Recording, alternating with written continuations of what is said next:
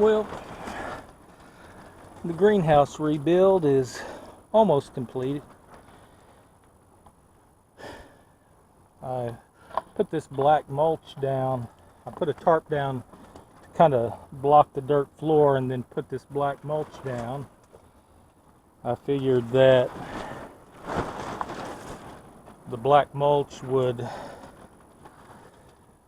absorb heat from the sunshine, and believe me, since I started putting this stuff down here, the temperature has risen probably another 10 degrees in here. And being that this mulch is a little damp, I'm sure part of it's just humidity, but it is quite toasty in here. But I originally built this greenhouse as a temporary structure last year out of pallets, and then I had a post in the middle and a typical two-sided angled roof on it.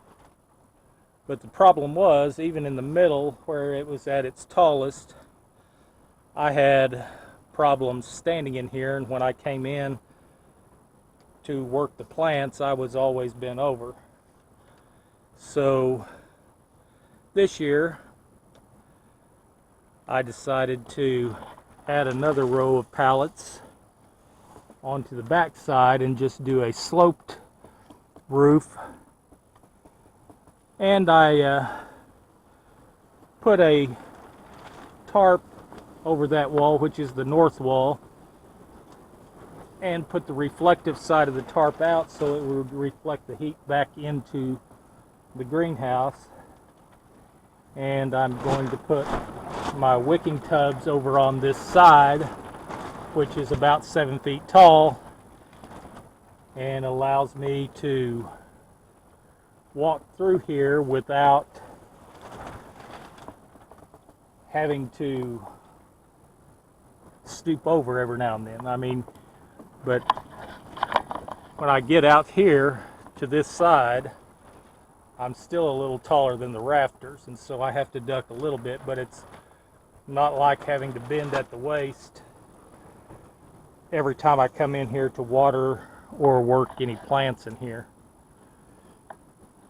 What I've typically been doing in here in my greenhouse is I will, here next week, I will start my tomato and pepper plants. I'll build a little shelf over here on this side for those seedlings, and then on this side I will start some plants that normally I would have had to wait and start them outside like in the middle of April, but I'll go ahead and get them started in here. And so by the end of April, when I pull the plastic off, a lot of this stuff will already be blooming and getting ready to fruit. So I think this greenhouse, Pallet Wood Greenhouse, is going to work better this year than the one last year did, even though last year I had, in 2 of these pots, I had 2 different varieties of cucumbers, and I had some butternut squash in this last one. And by the time I pulled the plastic off, and we had a chilly March and April last year, but by the time I pulled the plastic off, there was already cucumbers on the vine, and I had been on extremely warm days rolling up the ends and allowing the bees and stuff to come in here and pollinate those. And I believe there was like 3 butternut squash on the couple of vines I had in this one pot. So these pots won't get squashes this year. I have 3 more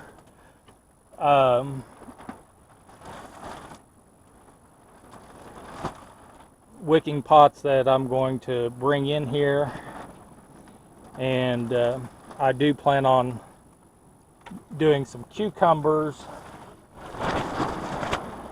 in at least one of those, if not two of them. And then when the cucumber vines will start growing up the pallet back here as they get bigger, and when I pull the plastic, I will run a string across the top here and this paracord over here, and I'll run stringers down and tie them off to the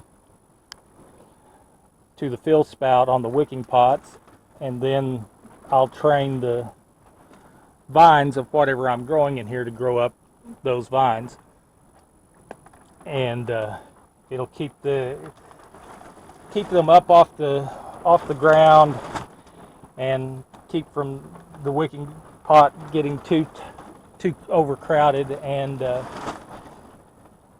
makes for easier picking and for just a better harvest overall. I found that when they're growing up, you don't have as many pests and stuff that tend to get a hold of them because they're not all bunched together. And we have a lot of terrapins out here, and they will, if you have a melon or squash or cucumber on the ground, they will find it and they will munch on it. They may not eat the whole thing, but they will damage it. And the raccoons are pretty bad too, and they don't really mess with the cucumbers, but later in the summer when I'm growing cantaloupe and watermelons, they seem to like those real well. And I trellised my watermelons, or my cantaloupe, last year, and just had tons and tons of cantaloupe. And the raccoons figured out that they could get in the middle of that trellis and reach up and bat those cantaloupes and knock them off the vine. And so I fed a lot of cantaloupe to the raccoons, but I still had way more cantaloupe than I could eat. I gave away a bunch to friends and relatives and neighbors, and still had way more than I could use. I probably still have 6 or 8 gallons of cut up cantaloupe in my freezer right now, and it's almost time to get to growing them again.